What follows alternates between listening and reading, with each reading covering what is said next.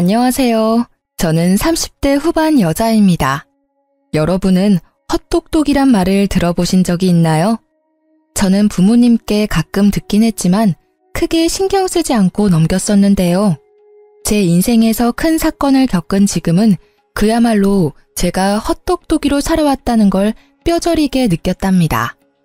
저는 학창시절부터 공부도 열심히 하고 주어진 일도 잘 해내서 주변 사람들에게 똑 부러진다는 말을 자주 듣고 살아왔는데요. 저를 정말 잘 아시는 부모님은 제가 똑똑한 척하는 헛똑똑이라서 막상 제 몫도 잘 챙기지 못하고 허튼 짓을 한다는 걸 잘 알고 계셨던 거죠. 이제는 정말 그렇게 살지 않으려고 더욱 일도 열심히 하고 사람 관리도 허투루 하지 않으며 지내고 있는데요. 얼마 전에 가장 비참했던 시절에 저를 가장 힘들게 만들었던 사람을 우연히 마주치게 되었답니다. 바로 전 신우였는데요. 제가 다니는 회사 안의 화장실에서 딱 마주치고 말았죠. 손을 씻고 있는데 누군가 뒤에서 쏘아보는 시선이 느껴져서 돌아보니 신우가 한쪽 입술만 픽 올리면서 저를 비웃고 있는 게 아니겠어요? 아니, 이게 누구야? 원수는 외나무 다리에서 만난다더니 안 그래도 한 번 만나면 머리털 좀 다 뜯어놓고 싶었는데 하필 면접 보는 회사에서 만날 게 뭐야? 여전히 말버릇 고약한 건 여전하네. 면접 보러 왔으면 남의 회사에서 진상 부리지 말고 얌전히 있다가 가. 그리고 짜증나니까 아는 척 하지 말고. 참나, 누가 누구한테 짜증난대? 그쪽 때문에 내 일진이 지금 재수가 없거든? 보아하니 여기 면접 보러 온 것 같은데 누가 언니처럼 나이 많은 사람 써주겠어요? 그 나이 먹도록 면접이나 보러 다니나 보네. 누가 누구한테 할 소린데. 너야말로 이제 30 중반인데 너 백수라서 경력도 하나 없잖아. 뭘 믿고 면접 볼 생각을 하니? 저는 인상을 팍 쓰며 눈썹을 올리는 신우의 어깨를 팍 치고 화장실을 나가버렸어요. 그리고 당당하게 면접 장소로 걸어 들어갔죠. 제가 들어가자 이미 면접장에 앉아있던 직원들이 일어나서 인사를 건넸답니다. 맞아요. 저는 이 회사의 이사로 재직 중이랍니다. 몇 년 전에 이혼한 뒤에 더욱 스펙을 쌓아서 지금의 회사의 임원으로 이직을 성공할 수 있었는데요. 전에 다니던 회사보다 작지만 앞으로 수요가 많은 분야의 회사라서 만족하며 다니고 있답니다. 오늘 고객 서비스 센터 직원들을 더 뽑으려고 면접을 보는 자리인데 신우이를 여기서 본 거죠. 저는 신우이가 들어오기만을 기다리면서 다른 사람들을 차례로 면접을 봐나갔답니다. 그리고 드디어 신우이가 다소곳한 표정으로 면접장 안으로 들어오더군요. 정상적인 사람 흉내를 내고 있으니 기가 막혀서 혼자 헛웃음까지 나오더라고요. 신우이가 깍듯이 인사를 하고 고개를 들었고 차갑게 신우이를 보고 있는 저와 눈이 딱 마주쳤어요. 신우이가 저를 보고 제 앞에 이사라는 팻말을 보고는 동공이 마구 흔들리면서 얼굴이 새하얘지더라고요. 다른 직원들의 질문에 덜덜 떨면서 제대로 답도 못하는 신우이를 한심하게 바라보며 예전 결혼 생활을 떠올렸답니다. 사회에 나와서 만났으면 상대도 안 했을 신우이 때문에 죽고 싶을 정도로 힘들었을 때가 있었죠. 도대체 어떤 사연일지 궁금하시죠? 제 이야기를 한번 들어봐 주세요. 저는 사내 연애로 오랫동안 만났던 남자와 헤어지고 1년 동안 방황을 했었어요. 저도 그랬고 회사 사람들도 당연히 결혼까지 할 거라고 생각했지만 그 남자는 아니었던 거죠. 그렇게 30대 중반이 되니 마음이 급해져서 소개팅을 많이 하게 되었는데요. 그 중에 한 명이 바로 전 남편이었던 거죠. 남편은 저를 만나자마자 이렇게 말하더라고요. 제가 어머니 때문에 그동안 소개팅을 참 많이 했습니다. 그런데 오늘 같은 느낌은 처음입니다. 이런 걸 첫눈에 반했다고 하는 걸까요? 처음 만나자마자 느끼한 말을 해대서 사실 처음부터 호감이 가진 않았어요. 하지만 남편은 자기의 말을 증명이라도 하듯이 정말 열정적으로 구애를 했답니다. 거의 40에 가까운 남자가 20대 남자처럼 열정적으로 애정을 쏟아주니까 저도 마음이 기울더라고요.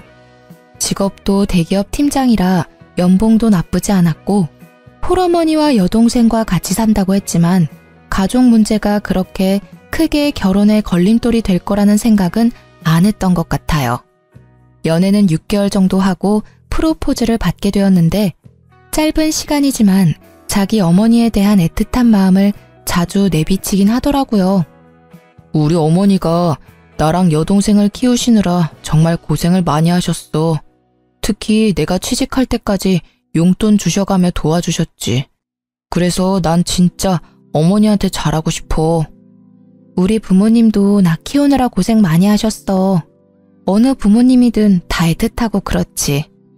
결혼 전에 말하고 싶은 게 있는데 물론 나도 최선을 다할 거야. 하지만 우리 효도는 각자 하자. 요즘 다 그런 거 알지? 어차피 분가해서 우리 둘이 사는데 양가 부모님들 뭐 얼마나 보겠어. 우리도 각자 일하느라 바쁘고. 근데 우리 엄마는 며느리랑 딸같이 친하게 지내시는 걸 항상 바라셨으니까 여보가 좀 맞춰줬으면 좋겠어. 너무 정없게 그러지 말고. 그래, 최선을 다한다니까. 그럼 자기도 우리 아버지랑 낚시도 가고 잘 지내줘. 우리 아빠도 사위랑 낚시 다니는 게 꿈이래. 제가 그렇게 말하니 남편은 꿀먹은 벙어리처럼 아무 말도 하지 않더라고요. 그래서 알아들었나 생각했는데 지금 생각하면 계속 이런 문제로 다투면 결혼을 못할까봐 참았던 것이죠. 그렇게 상견례를 하게 되었고 고급 한정식 식당을 제가 직접 예약했답니다. 친정 부모님도 정시에 도착하셔서 남편과 이런저런 얘기를 나누시고 있었고요. 그런데 예비 시모와 신우가 1시간이나 늦게 온 게 아니겠어요? 남편이 안절부절 못하니 친정 아버지는 오히려 괜찮다고 다독여주셨어요. 그때 문이 벌컥 열리며 두 사람이 거만한 태도로 들어오더라고요. 하필 골라도 이런 외진 데를 고를 게 뭐람? 택시도 안 잡히고 차는 또 어찌나 막히는지. 오빠, 우리한테 뭐라고 하지 마. 이런 식당을 잡은 게 문제지. 아, 짜증나. 배고파 죽겠네. 두 사람은 미안하단 말을 한마디도 하지 않고 오히려 당당하더라고요. 친정 부모님의 표정이 점점 굳어지는 걸 보자 제가 더 민망해졌답니다. 결혼식 날짜는 6월 20일로 받았는데 어떠신가요? 이날이 가장 좋다고 하는데요. 아, 안 돼요. 나 유럽여행 갔다가 오는 날이 24일이니까 그 이후로 해요. 여행이요? 이미 예약을 다 한 거예요? 항공권도 다 샀어요? 아니, 아직 산 건 아닌데 이미 친구들하고 날짜 다 맞춰서 안 돼요. 아, 더 늦게 해요. 결혼식이 뭐 대수라고. 네? 오빠 결혼식이 여행보다 더 중요하죠. 제가 알아보니까 식장도 21일이 제일 저렴하고 조건도 좋아요. 좀 양보해 주시면 안 될까요? 예, 21일 말고 그 다음 주 주말로 하면 되지. 일주일 차이가 뭐 그리 대수라고 그래? 벌써부터 신우이를 이기려고 하니? 우리 아들같이 잘난 남자랑 결혼하면 받아들일 건 받아들여야지. 사부인, 안 그래요? 갑자기 친정아버지가 물컵을 쾅 하고 세게 놓으셨어요. 어머니가 얼른 아버지 손을 잡아 말리고 분위기는 순식간에 얼음처럼 차가워졌답니다. 화가 난 아버지를 보고 시모가 그제야 말을 아끼더라고요. 결국 결혼식 날짜는 다시 잡아보기로 하고 그 비싼 밥도 먹는 둥 마는 둥 한 채로 상견례가 마무리되었죠. 집으로 돌아오는 내내 친정 부모님은 아무 말씀도 없으시더라고요. 시모와 신우의 얼굴을 떠올리니 저도 마음이 심란해져서 결혼하는 게 잘하는 일인지 헷갈렸죠. 집에 돌아와서 아버지가 딱 한마디 하시고 방으로 들어가시더라고요. 이 결혼 다시 생각해봐라. 아버지의 차가운 목소리에 정신이 번뜩 드는 것 같았어요. 그래서 며칠간 고심 끝에 남편에게 결혼을 다시 생각해보자고 말했답니다. 그랬더니 매일 저녁마다 집으로 찾아와 친정 부모님 앞에서 죄송하다고 비는 게 아니겠어요. 제 앞에서도 눈물을 흘리면서 애원을 하고 일주일 정도를 매일 와서 아버지를 설득하더라고요. 결국 아버지도 결혼을 허락해 주셨고 남편이 결혼식이며 신혼여행까지 책임을 지고 진행시키더라고요. 제가 신경 쓰지 않도록 세세한 부분까지 신경 써가며 결혼식을 준비하는 걸 보니 이 남자를 믿고 살아가 봐도 좋겠다는 생각이 들었죠. 그렇게 여름에 신부가 되어 결혼식을 치르는 날이 다가왔답니다. 신부 대기실에서 친구들과 사진 찍으며 얘기를 나누고 있는데 문이 벌컥 열리더라고요. 문소리만 듣고도 본능적으로 신우이라는 걸 알겠더라고요. 신우를 본 친구들이 경악을 하며 저를 바라봤어요. 그래서 저도 신우를 쳐다봤는데 세상에 하얀 원피스를 입고 왔더라고요. 거기다 빨간 구두를 신고 화장도 세상 촌스럽게 하고 와서 누가 보면 결혼식 파토 내려고 온 여자인 줄 알겠더라고요. 아가씨, 왜 한복을 안 입고 원피스를 입었어요? 근데 원피스 색이 좀... 색이 왜요? 이거 베이지 색이에요. 내가 살 때도 흰색 아닌 거 확인하고 산 거예요. 나도 예의는 있어요. 그리고 이거 명품이라고요. 소리를 삑 지르고 제 옆에 앉아서 사진을 찍기 시작하는데 진짜 미쳐버리겠더라고요. 친구들도 기가 막혀서 입을 떡 벌리고 있고 다른 사람들은 신우의 옷을 보고 다 수군수군 됐죠. 그렇게 결혼식이 시작되고 정신이 하나도 없이 버진로드를 걷고 여차저차 결혼식이 마무리가 되었어요. 사진 찍는 순서가 되고 신우가 제 옆에 딱 서자 그제야 정신이 번쩍 들더라고요. 다행히도 제 가방순이 친구가 신우의 옆을 파고들어 제 옆에 서주더라고요. 덕분에 하얀 옷 옆에 하얀 옷이 되는 참사는 피할 수 있었답니다. 그렇게 정신없이 사진을 찍고 부케도 던지고 마무리가 되었어요. 그때 갑자기 시모가 앞으로 떡하니 나와 사진사를 부르는 게 아니겠어요? 이제 다 찍은 거죠? 그럼 나 좀 찍어줘요. 여기 배경도 멋있고 좋네. 아, 얼른요. 사진사가 영문을 몰라 쳐다보니 시모가 얼른 의자를 하나 가져와서 가운데에 딱 놓고 앉더라고요. 자자, 얼른 찍어줘 봐요. 오늘처럼 이렇게 화장하고 한복 곱게 입었을 때 독사진 좀 찍어두려고 그래요. 저는 너무 황당하고 하객들 보기에도 부끄러워서 남편을 푹 찔렀어요. 지금 어머니 뭐 하시는 거야? 왜 갑자기 사진을 찍으신다는 거야? 좀 말려봐. 아니, 오늘 예쁘게 하고 오셨다고 나중에 쓰실 영정사진 좀 찍으신대. 뭐? 지금 뭘 찍는다고? 제정신이야? 자기도 알고 있었어? 남편은 어깨를 으쓱하더니 뭐가 대수라는 듯이 오히려 놀라는 저를 이상하게 바라보기까지 하더라고요. 사돈도 오늘 한복 곱게 입으신 김에 한 장 찍어둬요. 이게 다 돈 버는 거니까. 결국 친정 부모님은 얼굴이 굳으셔서 자리를 피해버리셨어요. 그 와중에 시모 머리까지 매만져주며 사진 각도까지 체크하는 신우 모습에 남아있던 하객들이 웃기까지 했답니다. 저는 너무 부끄러워서 쥐구멍이라도 들어가고 싶을 정도였죠. 결국 시모는 영정사진을 찍었고 저는 결혼사진 앨범 선택할 때 시모 사진도 비싼 돈을 주고 사야만 했답니다. 그 장면이 너무 충격적이라 지금도 결혼식은 하나도 기억이 안 나고 떡하니 의자 놓고 앉던 시모 모습이 제일 먼저 떠오를 정도니까요. 신혼집은 시댁과 차로 10분 거리에 있었어요. 남편이 시댁이 있는 동네가 좋다면서 직접 전세 자금까지 다 내면서까지 마련한 아파트였기 때문에 어쩔 수 없이 가까이서 살게 된 거죠. 신혼여행 다녀오고 그 다음 주 주말부터 시모가 남편에게 전화를 해서 집에 오라고 난리를 부리더라고요.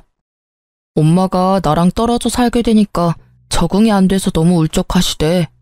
토요일마다 집에 와서 같이 밥 먹자는데 가면 안 될까? 매주 토요일마다 가자고? 그건 좀 너무하지 않아? 나도 쉴 시간은 있어야지. 그럼 일요일은 우리 집에 매주 갈 수 있어? 아니잖아. 지금은 초반이니까 좀 맞춰드리고 점점 안 가면 되지. 너무 깐깐하게 굴지 말고. 일단 이번 주는 가는 거다. 알았지? 그렇게 토요일에 시댁에 가게 되었는데요. 진짜 너무 가기 싫었지만 신혼이니 좋은 게 좋은 거란 심정으로 따라 나섰죠. 저녁 5시쯤 도착해서 나가서 외식을 하던지 배달을 시켜 먹으려고 생각을 하고 있었는데요. 시댁에 딱 들어가니 시모가 제 인사도 받지 않고 고갯짓으로 주방을 가리키는 게 아니겠어요? 황당했지만 주방으로 들어가 봤는데 싱크대 가득 장봐온 채소며 고기들이 쌓여 있더라고요. 어느새 제 옆으로 다가온 시모가 말했어요. 어디 이제 시집을 왔으니 솜씨 좀 보자. 오늘은 간단하게 갈비찜이랑 잡채 좀 해봐라. 내가 너 힘들까봐 장까지 미리 다 봐뒀다. 이런 시어머니가 어딨니? 전 요리 잘 안 해봐서 갈비찜 같은 건 못해요. 나가서 외식하면 안 될까요? 너는 나이가 몇인데 음식도 못하는 게 말이 되니? 앞으로 명절이며 제사며 어떻게 하려고 그래? 너는 이 집안의 큰 며느리야. 얘가 아주 정신을 빼놓고 살았네. 니네 엄마는 여지껏 뭘 가르친 거야? 그리고 못하는 게 어딨어? 지금부터 배워. 요즘 인터넷 보면 만드는 법 다 나와 있잖아. 보면서 해봐. 시모는 저만 남겨두고 거실로 가버렸죠. 황당해서 남편을 좀 부르려고 했는데 셋이 예능 프로를 보며 아주 배꼽을 잡고 웃고 있더라고요. 진짜 어이가 없어서 남편과 눈 좀 마주치려고 계속 애쓰고 있는데 시모가 저를 매서운 눈으로 째려보면서 얼른 하라는 식으로 또 고갯짓을 했죠. 저는 하는 수 없이 갈비찜 만드는 법을 검색해서 따라해보기 시작했어요. 처음 만드는 거니까 시간도 오래 걸리고 정신도 없고 미치겠더라고요. 혼자 불 앞에서 땀을 뻘뻘 흘리며 요리를 하고 있는데 신우가 어슬렁거리며 주방으로 들어왔죠. 뭐 타는 냄새 나는 것 같은데? 언니 진짜 잡채도 처음 해봐요? 그래놓고 어떻게 결혼을 할 생각을 했지? 아가씨, 지금 정신 하나도 없으니까 좀 도와주던지 아니면 나갈래요? 무서워. 네네, 나갈게요. 오늘 안에는 먹을 수 있으려나 몰라. 그러면서 제가 썰어놓은 당근을 하나씩 빼서 먹는 게 아니겠어요. 제가 도끼 눈을 하고 쳐다보니까 신우가 훗 하고 비웃고는 들었던 당근을 탁 던져버리고 나가더라고요. 저는 다 때려치고 집으로 뛰쳐가고 싶었지만 참을 인자를 새기며 계속 요리를 할 수밖에 없었죠. 거의 2시간 동안 만들어서 간신히 밥상을 차렸는데 얄미운 신우가 또 한마디 하면서 식탁에 앉더라고요. 배고파 죽겠네. 갈비찜 30분이면 할 걸 무슨 2시간이 걸려? 너무 짜다. 오빠, 잡채 좀 먹어봐. 와, 이렇게 맛없는 거 처음 먹어봐. 우리 아들 도대체 장가 가서 뭐 먹고 회사 가는 거야? 너 남편 저녁밥은 챙겨주니? 그 쉬운 갈비찜도 이따위로 만들고 한심하다 한심해. 너 안 되겠어. 매주 주말마다 와서 요리 배워. 알았어? 저희는 저녁까지 회사에서 다 먹고 와요. 그리고 요즘 밀키트가 얼마나 잘 나오는데요. 돈도 더 절약돼요, 어머니. 말 대답 좀 하지 마라. 너 제사상도 밀키트로 차릴 거야? 에휴, 얘를 뭐부터 가르쳐야 돼? 나이나 어리면 그러려니 하지. 이건 40이 다 돼가면서 남편 밥도 제대로 못 차리는 걸 하필 데려와가지고. 시모는 거칠게 숟가락을 내던지면서 소리를 지르는 거예요. 저는 너무 놀라고 이런 대접받는 게 이해가 되지 않아서 화가 머리 끝까지 났답니다. 입술을 꽉 물고 남편을 쳐다보니 남편은 고개만 푹 숙이고 밥을 먹고 있더라고요. 시누이와 시모는 못 먹겠다면서 거실로 나가서 계속 궁시렁대더라고요. 저는 이대로 가단 폭발할 것 같아서 조용히 일어나 가방을 들고 현관문으로 향했어요. 제가 나가는 걸 본 시모가 악을 쓰듯이 소리를 지르더라고요. 야, 너 어디서 배워먹은 버르장머리야? 당장 안 들어와? 누구 보고 설거지하라고 부엌을 개판으로 만들고 나가는 거야? 야! 저는 그대로 집으로 돌아왔고 남편은 뒤따라오더니 시모한테 전화해서 사과하라고 계속 강요하더라고요. 그런 남편도 꼴 보기 싫어서 아무 말도 안 하고 일주일 동안 냉전이 이어졌답니다. 시모와 신우는 하루에 수십 개씩 메시지를 보내는데 스토커도 이렇게는 안 할 것 같네요. 소름까지 끼쳐서 아예 며칠은 핸드폰을 끄고 살 정도였답니다.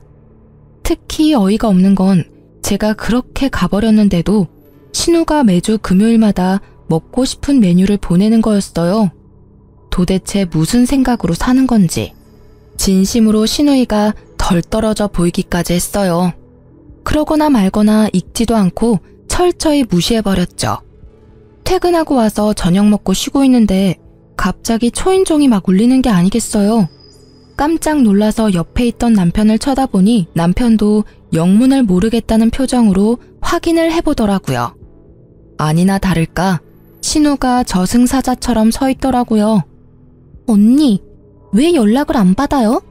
혹시 나 차단한 거예요? 진짜 기가 막히네. 무슨 일인데 야밤에 집까지 찾아와요? 급한 일이 있으면 오빠한테라도 연락하면 되잖아요. 엄청 급한 일이니까 내가 쫓아온 거죠. 나 내일 갑자기 면접이 잡혀서 내일 입고 갈 옷 좀 빌려줘요.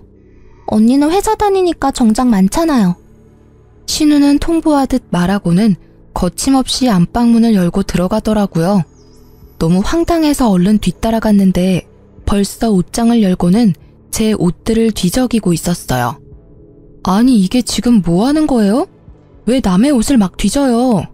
그리고 아가씨랑 나랑 사이즈가 다른데 어떻게 입으려고요?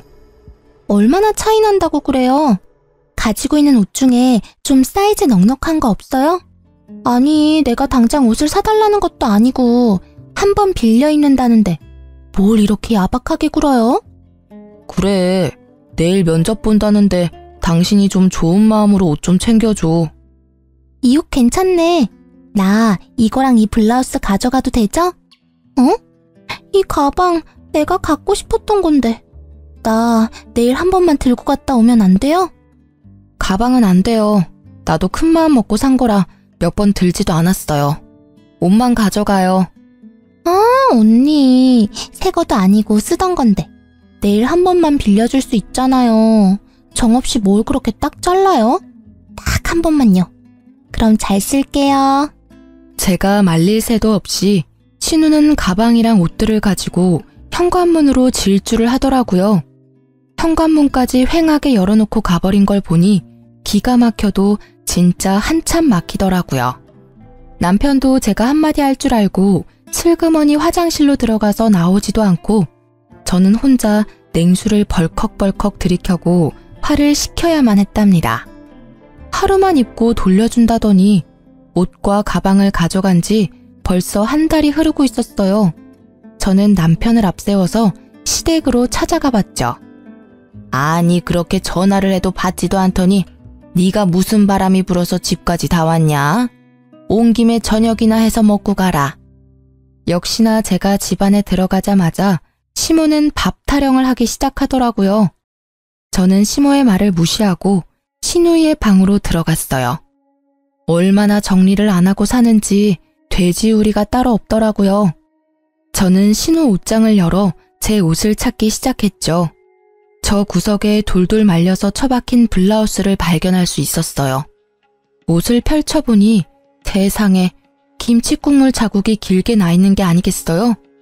제가 비싸게 주고 산 실크 블라우스였는데 그걸 가져가더니만 마구 더럽혀 놓은 모습에 화가 머리 끝까지 났죠. 더럽혔으면 빨아놓기라도 해야 하는 거 아닌가요? 신우가 저를 자기 아래로 생각하니까 이딴 행동을 할 수 있다는 걸 깨달았죠.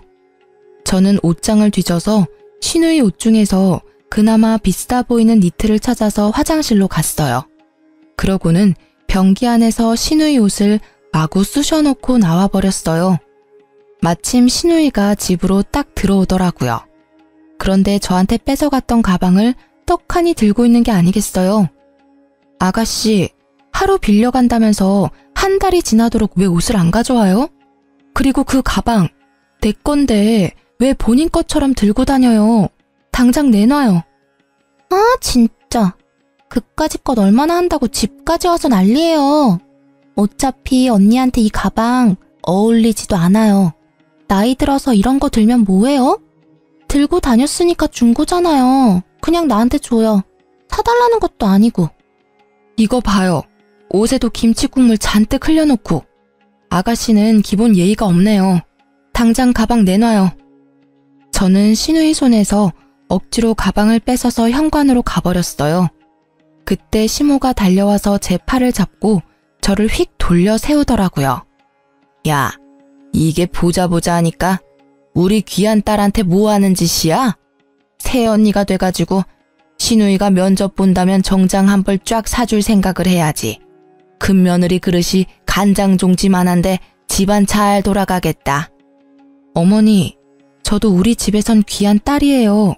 그리고 생판 모르는 사람한테 숟가락 하나를 빌려도 깨끗하게 닦아서 돌려주는 게 당연한 건데 아가씨 하는 짓 좀 보세요. 그때 신우이가 악하고 소리를 지르는 소리가 들리더니 변기물이 뚝뚝 떨어지는 니트를 들고 제 앞으로 달려들더라고요. 이거 언니가 이랬어요?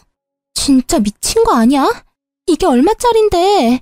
더군다나 니트를 변기에 쳐박아? 진짜 정신병자네? 오빠 정신병자랑 결혼했어. 나 절대 못 넘어가. 얘가 처음엔 아주 얌전을 떨더니만 아주 무서운 애였네. 진짜 네가 이런 거야? 너 제정신이야? 당장 우리 딸한테 사과하고 당장 똑같은 거 사와. 그럼 아가씨도 내 블라우스랑 뜯어진 치마 똑같은 걸로 사와요. 그럼 나도 그까진 니트 사다 줄 테니까.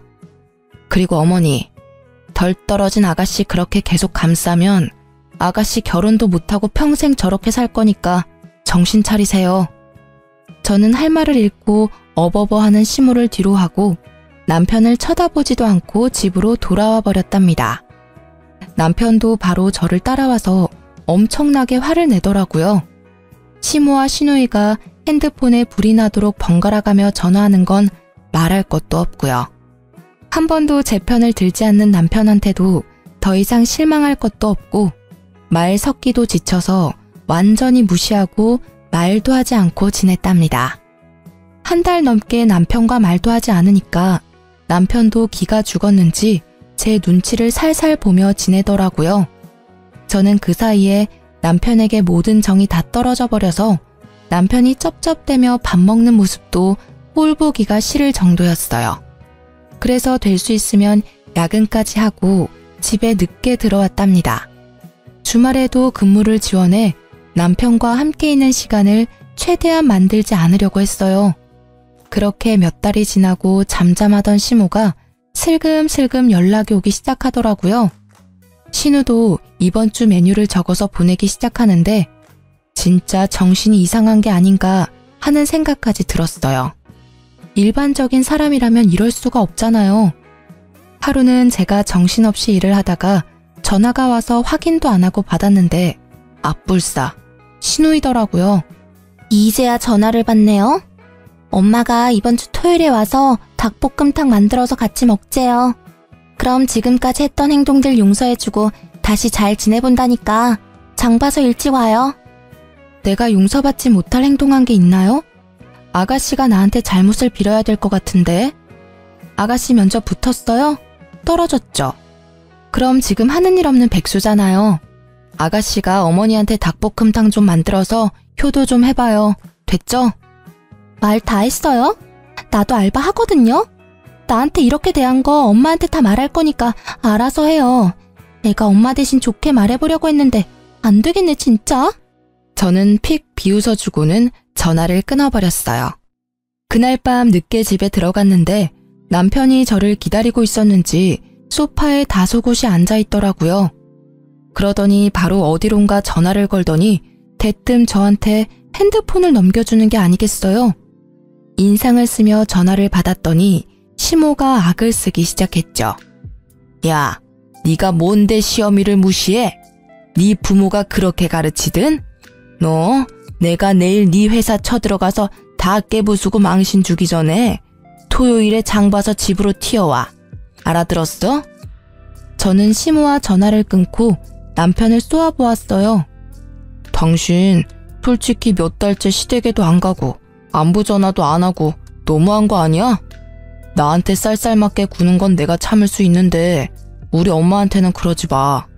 나 키우느라 얼마나 고생을 하셨는데 며느리랑 좀 잘 지내고 싶으시다는데 도대체 왜 그래? 그럼 당신은 왜 우리 집에 전화도 안 하고 가지도 않는 건데?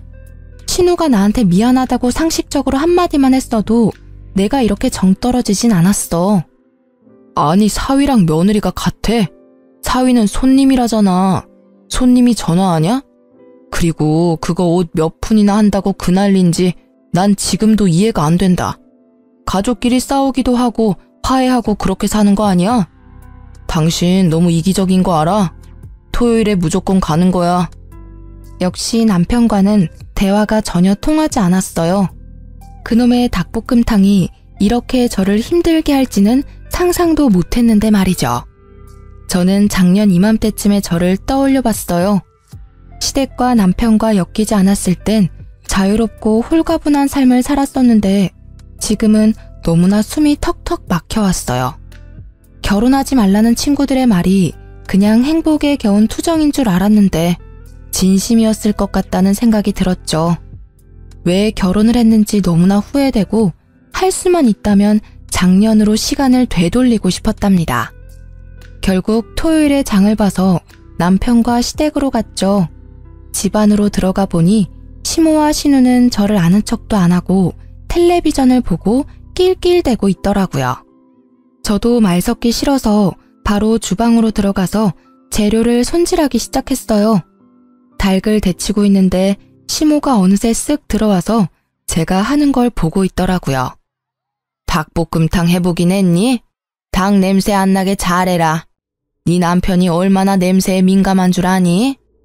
전 시모 말에 대꾸도 안 하고 요리를 해나갔어요. 시모가 머쓱해졌는지 알아서 주방을 나가더라고요. 그렇게 닭볶음탕이 완성되었고 저는 식탁에 한 상 차려놓았죠. 와, 냄새 좋은데? 맛있어 보이네. 처음인데도 그럴듯한데? 먹어봐야 아는 거지. 아니 하면 이렇게 잘하면서 왜 그렇게 튕겨?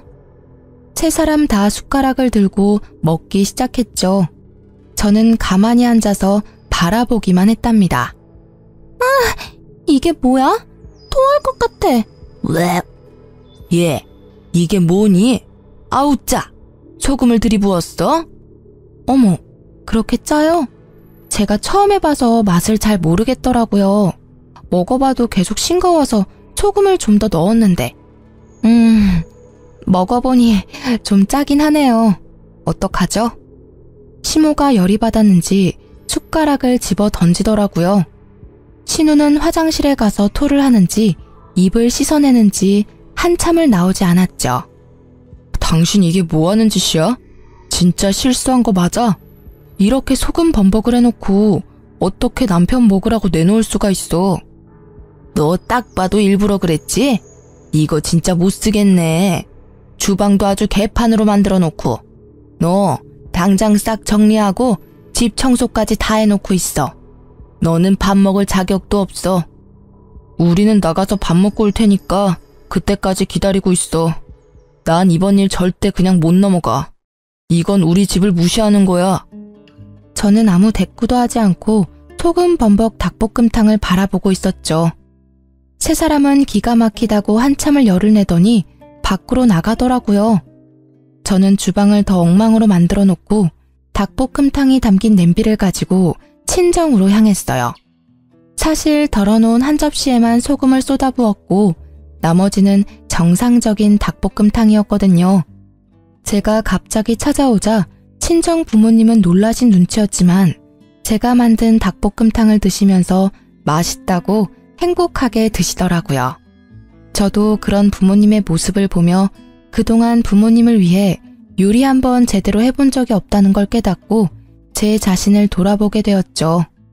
부모님과 식사를 마치고 수다를 떨면서 오랜만에 평화로운 시간을 보내고 있는데 아니나 다를까 핸드폰에서 불이 나도록 연락이 오기 시작했어요. 30분 정도 지났을까? 친정집 현관문을 누가 미친 듯이 두드리기 시작했답니다. 놀라신 부모님이 현관문을 열자 남편이 씩씩대며 서 있더라고요. 아니 자네, 이게 무슨 일인가? 왜 이렇게 문을 부수듯이 두드려? 제처 여기 있죠? 아무리 전화를 해도 받아야 말이죠. 야, 당장 나와. 야라니? 자네 왜 이렇게 흥분을 했나? 도대체 무슨 일인가? 저게 우리 집 주방을 개판으로 만들고 일부러 소금을 들이부어서 제 동생은 죽을 뻔했다고요. 아니 시댁을 얼마나 무시하면 그딴 짓을 합니까? 저 절대 못 넘어갑니다. 오늘 아주 버릇을 단단히 고쳐놔야지. 야, 당장 나와. 누가 들으면 내가 음식에 독이라도 탔는 줄 알겠네. 당신이야말로 우리 집에 와서 이게 무슨 행패야? 우리 집은 우스워 보여? 이게 아직도 말대답이야? 하늘 같은 남편을 이따위로 취급해? 당장 따라 나와. 남편이 제 손목을 세게 비틀어서 잡아 끌기 시작했어요. 화가 난 아버지가 남편을 팍 밀쳐버렸죠. 자네야말로 장인 장모를 얼마나 무시하면 내 앞에서 내 딸 손모가지를 비트나? 여지껏 우리 딸 이렇게 대한 거야? 당장 꺼지게. 당장! 친정아버지가 문을 못 닫도록 막아대는 남편을 다시 한번 세게 밀어서 넘어뜨리고는 현관문을 닫아버렸답니다. 남편은 한참을 쿵쿵 발로 현관문을 차다가 돌아갔죠. 너 여지껏 이런 취급을 받았어? 네가 저놈보다 뭐가 부족해서? 당장 이혼해라. 하나 보면 열을 한다고 더 볼 것도 없다. 아버지의 말을 듣고 저도 정신이 바짝 차려지면서 이혼을 해야겠다는 결심이 굳어졌어요. 그렇게 당장 남편에게 이혼을 통보했고 남편은 절대 안 된다며 집으로 들어오라고 했어요. 난 이혼할 때까지는 절대 그 집으로 돌아가는 일 없을 거야. 내가 그 집에 가는 날은 내 짐을 빼오는 날뿐이야. 오늘 당신 회사로도 이혼 서류 보냈으니까 당장 도장 찍어서 보내. 내가 바람을 폈냐? 너를 패기라도 했냐? 내가 이혼 안 하겠다는데 네가 무슨 수로 이혼을 할 건데? 어디 한번 계속 개겨봐. 누가 이기나 보자. 저는 닭볶음탕을 만들러 간 날에 시모와 남편이 한 대화를 모두 녹음했었고 남편이 친정에 와서 소란을 피운 것도 모두 녹음을 해놓았었거든요. 일부분을 남편에게 보내자 남편이 일단 이혼 서류 들고 만나자고 태도를 바꾸더라고요. 그래서 약속 장소로 나가서 남편을 기다렸답니다. 문 쪽이 소란스러워 뒤돌아보니 시모와 시누이와 남편이 같이 몰려 들어오더라고요. 시모는 저를 보자마자 제 따귀를 마구 때리기 시작했어요. 저는 너무 놀라서 대응도 못하고 몸이 굳어버렸죠. 누구 마음대로 이혼이야? 너는 내가 오늘 버르장머리를 확실히 고쳐놓을 거야. 니까짓 게 뭔데 우리 집안을 무시하고 쑥대밭으로 만들어? 그것도 모자라서 우리 아들을 이혼남 만들겠다고? 이게? 지금 저 때린 거 후회하실 텐데요. 누군 이혼녀 되고 싶어서 되나요? 제 인생도 그쪽 때문에 아주 더럽게 꼬였네요. 보자 하니까 우리 엄마한테 뭔 말버릇이야? 이번엔 신우가 달려들어 제 머리채를 잡고 흔들기 시작했어요. 제가 신우의 팔목을 마구 핥히어대자 시모가 제 팔을 붙들지 뭐해요. 제가 무차별적으로 당하고 있는데 남편은 그 모습을 보고만 있더라고요. 여기요. 경찰 좀 불러주세요. 사장님! 제가 소리치자 시모가 제 입을 틀어막기까지 하더라고요. 경찰이 올까봐 무서웠는지 저를 끌고 밖으로 나가려고 하길래 안간 힘을 써서 주저앉아 버티기 시작했답니다. 사람들이 신고를 했는지 다행히도 금방 경찰이 출동했고 다 같이 경찰서로 향했어요. 제 인생 처음으로 경찰서에 와서 조사도 받고 결혼하고 참 별일을 다 겪는다 싶었죠. 저는 경찰에게 폭행죄와 협박죄로 세 사람 모두 고발하겠다고 하고 진술서를 적기 시작했고 그 모습을 보던 세 사람이 펄쩍 뛰었죠. 아니 가족끼리 좀 다툰 거 가지고 무슨 협박죄? 형사님 얘 좀 보세요. 말도 안 되는 소리를 하고 있네 진짜. 혜언니가 좀 정신이 이상해서 우리가 좀 주의를 준 거예요. 그리고 뭐 증거 있어요? 우리가 때린 증거 있냐고요. 참나, 증거는 차고 넘치네요. 목격자도 많고 카페에는 CCTV도 있습니다. 일단 고소 진행한다니 조사 들어가면 알게 되겠죠. 경찰 말을 듣고는 시모가 갑자기 제 손을 덥석 잡고 비굴하게 미소를 짓더라고요. 아유, 예. 내가 너무 화가 나서 정신이 어떻게 됐었나 보다. 정말 미안하다. 우리 서로 간에 이해하고 용서하고 다시 잘 지내보자. 우리 가족 아니니? 저를 정말 가족으로 생각하셨으면 그렇게 개 패듯이 패진 않았겠죠. 아니죠. 키우던 개도 그렇게는 안 때리겠어요. 저는 절대 합의도 고소 취하도 안 할 거니까 법대로 해요. 형사님, 계속 진행해주세요. 남편이 점점 일이 심각하게 돌아가는 걸 느꼈는지 저에게 조용히 말하더라고요. 고소 취하하면 이혼해 줄게. 원하면 지금 당장 도장 찍어줄게. 저는 바로 가방에서 이혼 서류를 꺼내서 남편에게 내밀었어요. 남편은 바로 도장을 찍어 건네줬죠. 일단 고소를 나중으로 미루고 이혼 서류부터 접수했고 시댁에게 폭력을 당했다는 증거가 있어서 좀 더 빠르게 판결을 받을 수 있었어요. 그렇게 1년이 채 넘지 않은 결혼 생활의 종지부를 찍게 되었답니다. 이혼 확정 신고한 바로 다음 날 저는 다시 해당 경찰서에 찾아가 고소를 진행했고 몇 달이 지나 시모와 시누이에게 폭행죄로 벌금이 선고되었다는 걸 통보받을 수 있었어요. 그리고 바로 남편과 시모에게 계속 연락이 왔고 제가 받지 않자 온갖 욕을 해대며 음성 메시지를 잔뜩 남겨놓았더라고요. 전 상대하기도 싫어서 바로 핸드폰 번호도 바꾸어버리고 남편과 시댁 자체를 머릿속에서 지워버리려고 온갖 노력을 했어요. 1년의 결혼과 이혼 과정은 제 인생에서 철저히 도려내고 싶은 부분이라 오히려 질질 끌지 않고 빨리 해결해서 감사할 뿐이었죠.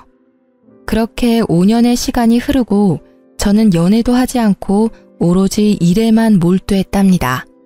그러다가 헤드헌터에게서 현재 회사의 임원 자리로 스카웃 제의를 받아 이직을 하게 되었고 혼자여도 만족스러운 삶을 살아가고 있었죠. 그러다가 면접 자리에서 전 시누이를 딱 맞닥뜨리게 되니 예전 생각이 나서 기분이 너무 안 좋더라고요. 면접 내내 제 눈치만 보며 말도 제대로 못한 시누이는 쫓기듯이 면접장을 나가버렸어요. 그렇게 마무리가 되었나 싶었는데 복도에서 저를 기다리고 있더라고요. 제가 무시하고 지나가자 거칠게 제 손목을 낚아채는 거 있죠? 저는 시누이의 손을 탁 쳐내고 날카롭게 쏘아붙였어요. 이게 지금 예의 없게 무슨 짓이죠? 우리 집은 개떡같이 만들어놓고 혼자 아주 잘 나가고 계셨네? 너랑 이혼하고 우리 오빤 회사에서 잘려서 지금까지 백수야. 생활비가 없어서 우리 엄마가 청소 일하러 다니다가 허리 다쳐서 지금 요양병원에 있어. 다 너 때문이야. 어떻게 책임질래? 네 오빠가 잘려서 다시 직장 못 구하는 게 왜 내 탓이니? 무능력한 네 오빠 탓이지. 그럼 네가 정신 차리고 고깃집 불판이라도 닦아서 돈을 벌어야지. 너 지금까지 백수지? 뭐? 너 지금 말 다 했어? 너 때문에 빨간 줄 생겨서 취직도 못하는 거잖아. 네가 책임져. 그러니까 나 여기 합격시켜. 너 이사라며. 신우가 큰 소리를 내는 게 들렸는지 대표님이 이쪽으로 걸어오는 게 보였어요. 김 이사님, 무슨 일 있나요? 괜찮아요? 아닙니다. 아무 일 없습니다. 대표님, 오늘 면접 지원자인데 끝나고 뭘 좀 물어보셔서요. 신우의 눈에도 대표님이 젊은 훈남으로 보이는지 갑자기 얼굴을 붉히며 다소곳해지더라고요. 그 모습이 어이가 없어서 헛웃음이 났죠. 저는 주위를 둘러보고 아무도 없다는 걸 확인하고는 슬쩍 대표님의 팔짱을 꼈답니다. 대표님이 놀라서 저를 바라보다가 저와 눈이 마주치고 흐뭇하게 미소를 지었어요. 그 모습을 보고 신우이의 입이 떡 벌어진 채 굳어 있더라고요. 비밀로 하자더니 소문이라도 나면 어쩌려고 그래요? 나야 좋지만. 사실 저는 대표님과 1년 넘게 사내 연애 중이었답니다. 저보다 4살이 많은데 일만 하느라 여지껏 연애도 많이 해보지 않았던 대표님과 매일 야근하며 붙어있다 보니 이성적인 감정이 싹 트더라고요. 슬슬 결혼 얘기가 나오고 있어서 곧 회사에도 알릴 예정이긴 했지만 신우의 부끄러워하는 얼굴을 보니 일부러 보여주고 싶었달까요? 합격자는 내가 결정하는 게 아니라 서류 전형과 면접 점수를 합산해서 공정하게 선발할 예정입니다. 합격자 발표까지 기다리세요. 입술을 씹으며 저를 노려보는 신우이를 뒤로하고 대표님과 함께 사무실로 돌아갔죠. 당연히 합격하지 못했고요. 다시는 마주치고 싶지 않을 뿐입니다. 전 매일을 바쁘게 일하며 지내고 있고 대표님의 프로포즈를 받아 곧 결혼식을 올릴 예정이랍니다. 이번엔 아픔 없는 결혼 생활을 이어나가고 싶은 마음이 크네요. 하지만 가장 소중한 건 제 자신이니까 항상 저를 첫 번째로 두고 살아가려고 한답니다. 여러분도 자기 자신을 최고로 여기는 삶을 사시길 바라면서 제 사연을 이걸로 마칠게요. 들어주셔서 감사합니다. 모두 행복하세요.